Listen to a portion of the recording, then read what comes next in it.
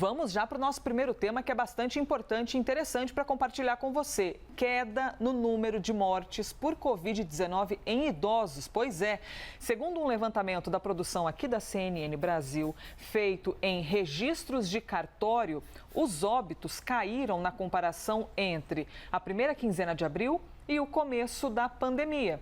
Esses números estão aqui na tela e a gente vai poder acompanhá-los junto com você, viu? Redução de mortes, vamos lá. Quando a gente analisa a faixa etária entre 90 e 99 anos, olha a queda na morte, 64%. De 80 a 89, queda de quase 50%. E de 70 a 79 anos, aproximadamente 6%.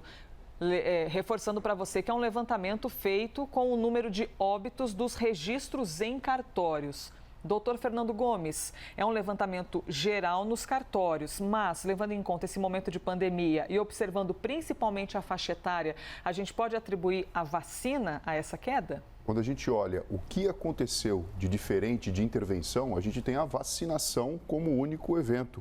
Além de, obviamente, o advento das variantes e outras questões que acabaram por remar contra, na verdade. E o que a gente vê aqui é uma progressão de acordo com a onda da vacinação, que a vacinação ocorreu. Primeiro foram vacinados os mais velhos e progressivamente os mais jovens.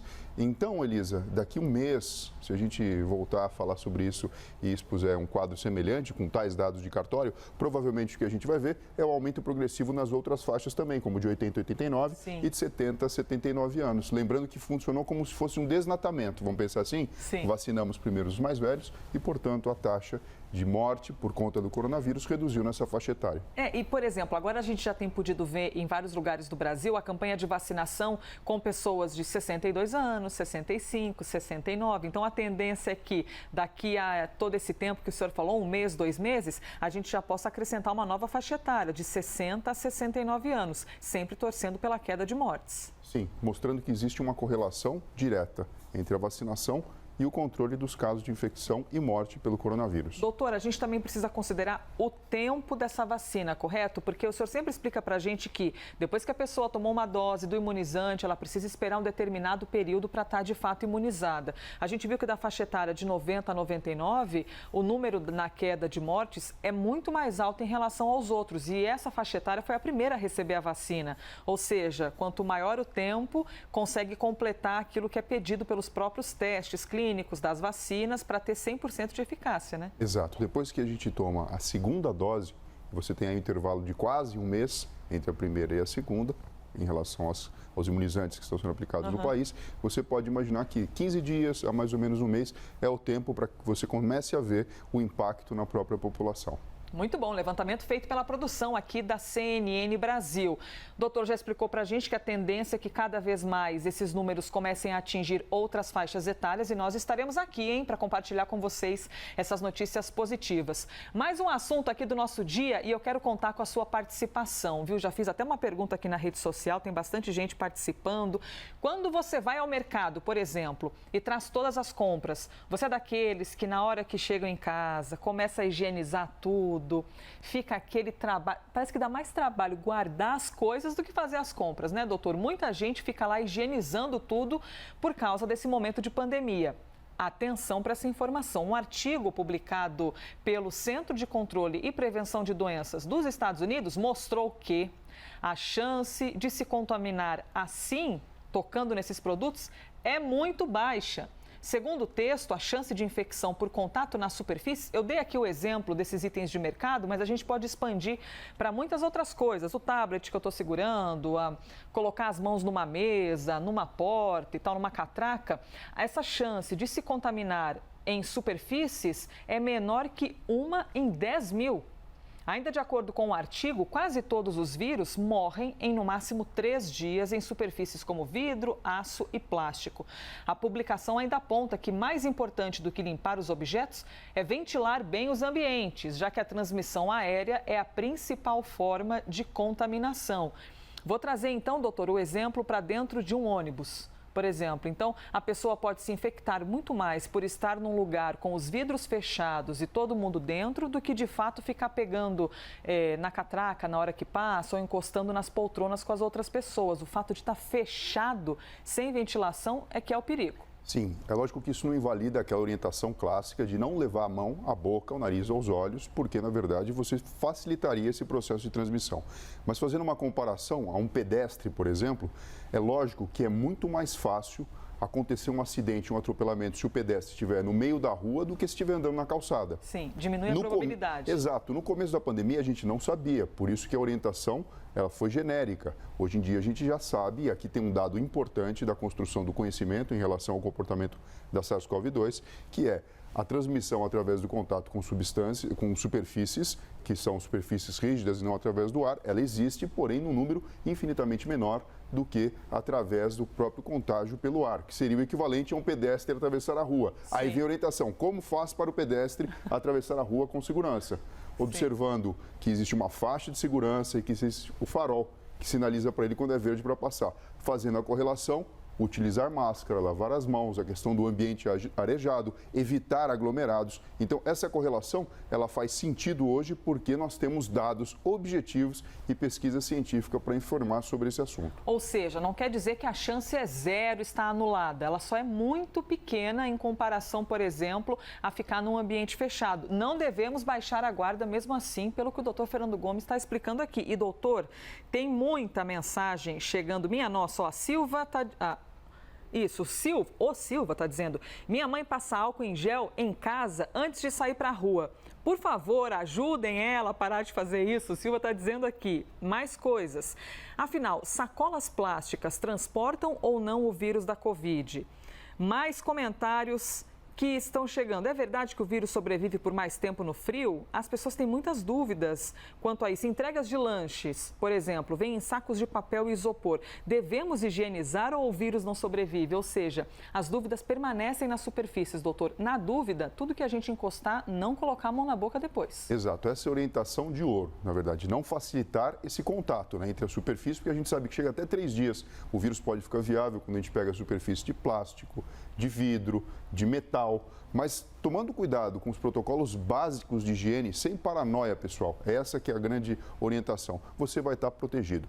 O ponto central aqui, e a grande orientação é evitar ambientes aglomerados e lembrar que é através do ambiente aéreo que a transmissão acontece de uma forma muito mais eficiente. Então, a gente não quer ajudar o vírus a fazer o papel dele, né? Não queremos. Então, vamos prestar atenção nisso, gente. Não é o tipo de amigo que queremos neste momento das nossas vidas. Hora de desmontar as notícias falsas que rodam por aí, as fake news que só atrapalham a nossa vida, hein? Você tem alguma dúvida sobre saúde, alguma coisa que você leu na internet e pensa, será que é verdade mesmo? Será que não é uma fake news? Manda pra gente pela hashtag correspondente médico. Notícia falsa do dia que a gente traz aqui para vocês. Bebida alcoólica diminui efeito da vacina contra a Covid-19. Doutor Fernando Gomes, tomei a vacina e depois tomei algumas garrafas de vinho. Isso significa que estou em risco? Na verdade, assim, não tem sentido nem pé e cabeça essa informação. Primeiro, eu teria que ter um trabalho científico para avaliar isso. E segundo, eu teria que saber o quanto que é bebida alcoólica.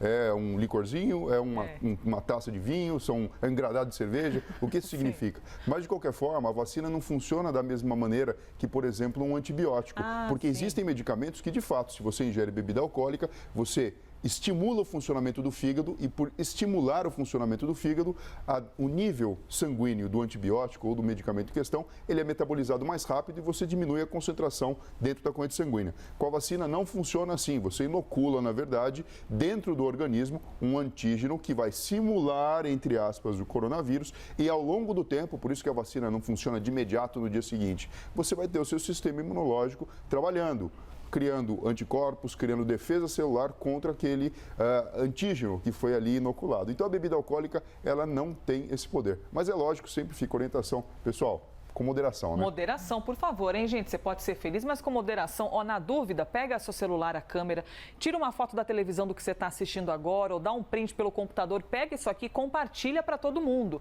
para a gente tirar essas dúvidas que, quanto mais compartilhadas, parece que viram verdades. E não pode ser assim, né? Mentira é mentira, mesmo que seja compartilhada para todo mundo. No início da pandemia surgiram alguns comentários em relação a isso, principalmente no leste europeu, dizendo que talvez a ingestão de vodka poderia ajudar, na verdade, a higienizar a cavidade oral. Nossa. E com isso evitar o coronavírus. Pudera, né? Se fosse isso, talvez a gente estaria de uma forma aí mais simplesmente protegido. Mas, infelizmente, isso aqui não é verdade não, pessoal. Vamos para o próximo assunto, então. Uma nova vacina contra o novo coronavírus vai ser testada aqui no Brasil. A Anvisa autorizou o estudo de fase 3 do imunizante de uma empresa chinesa chamada Sichuan Clover. Mais de 12 mil voluntários vão fazer parte desses testes. Temos aqui, ó, a quantidade de voluntários e os locais onde esses testes vão ocorrer. Temos aqui o pessoal do Rio Grande do Norte, o pessoal do Rio de Janeiro e também os sulistas, representados aqui pelo Rio Grande do Sul. Serão aproximadamente mais de 12 mil voluntários. E como vai funcionar esse teste? A vacinação é feita em 2 doses, com um intervalo de 22 dias entre as aplicações. Segundo a Anvisa, os testes anteriores mostram que a vacina tem um perfil de segurança aceitável. Queria saber o que é isso, doutor, perfil de segurança aceitável. O que significa? A gente está falando aqui, Elisa, do ensaio clínico fase 2 e 3. Fase 2, a gente testa se ela tem uma resposta imunogênica, que é o que a gente quer saber, de fato. E a 3, na verdade, qual que é a eficácia? Um número muito maior de pessoas. Ou seja, a fase 1, que é aquela que avalia se existem complicações que impediriam o progresso dos estudos, ela já foi ultrapassada, mostrando que sim, podemos progredir para a fase 2 ou 3, e isso é uma notícia maravilhosa. Sempre que surge uma nova substância para combater o coronavírus, a gente fica muito feliz. Mais ferramentas, né, doutor? Então, daqui para frente, o que a gente vai acompanhar nesse cenário de testagem é exatamente o mesmo daqueles outros todos que a gente já viu, seja de Coronavac, da AstraZeneca, a vacina da Johnson, o processo é o mesmo para todas, né? Uma coisa interessante, se você notar, a gente vai estar avaliando pessoas do norte do país, 3 regiões, da região sudeste e da região sul. Lembrando que o nosso país ele é muito rico de variação genética, porque a nossa população é uma população bem mista, né, do ponto de vista étnico, então acaba sendo um desenho bastante interessante, com uma cobertura realmente incrível.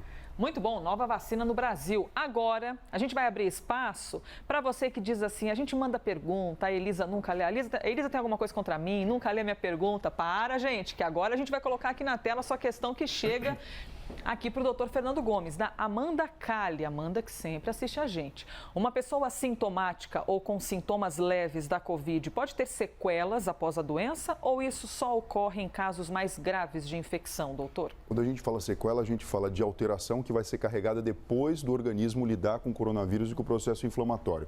Você imagina o seguinte, se a pessoa tem sintomas leves, o máximo que ela pode ter de sequela são sintomas leves relacionados ao processo infeccioso. Agora, não significa que não tenha, porque de repente ela não foi examinada, não verificou, por exemplo, a questão cognitiva que a gente vem falando, sobre a questão da atenção, da memória, até mesmo, por exemplo, da anosmia, porque pode ser considerado um sintoma leve, a pessoa sentir um pouquinho de cheiro menor do que com a qualidade que tinha anteriormente. Então isso precisa ser levado em consideração. Agora é lógico, uma pessoa que tem um quadro grave eu entendo o seguinte, e você também tem que entender assim, o paciente foi para UTI, precisou ser entubado, precisou de ventilação mecânica, ele aumentou, na verdade, em muito a possibilidade de ter lesões, não só pelo coronavírus, mas por questão do processo inflamatório no corpo e com isso ter sequelas mais graves, desde respiratórias até cardiovasculares e neurológicas também. Doutor, então, quando a pessoa está nesse caso grave que o senhor citou, a torcida, então, é por 2 questões. Uma é que sobreviva, evidentemente que é a mais importante de todas, e que as sequelas sejam o menor possível para a pessoa, porque a chance de ter sequelas e de ter de cuidá-las no pós-Covid é muito grande no caso grave, então. Sim, porque se trata de uma infecção grave e de uma infecção que vai demandar um período de convalescência. O próprio organismo ele se fortalece porque é um verdadeiro combate, Elisa. Se a gente pudesse ver as células do corpo trabalhando, você veria um corpo realmente lutando pela vida. Então, além disso, você tem lesão em órgãos que vão trazer alterações que depois vão precisar ser trabalhadas. Do ponto de vista neurológico, a gente chama de neuroplasticidade, a habilidade que os neurônios remanescentes têm de fazer a vez dos demais. Então, toda essa questão da alteração de funções executivas, como, por exemplo, atenção, memória de curto prazo, memória de trabalho, vão precisar ser trabalhadas depois para que a pessoa venha resgatar suas habilidades. Este foi mais um Correspondente Médico.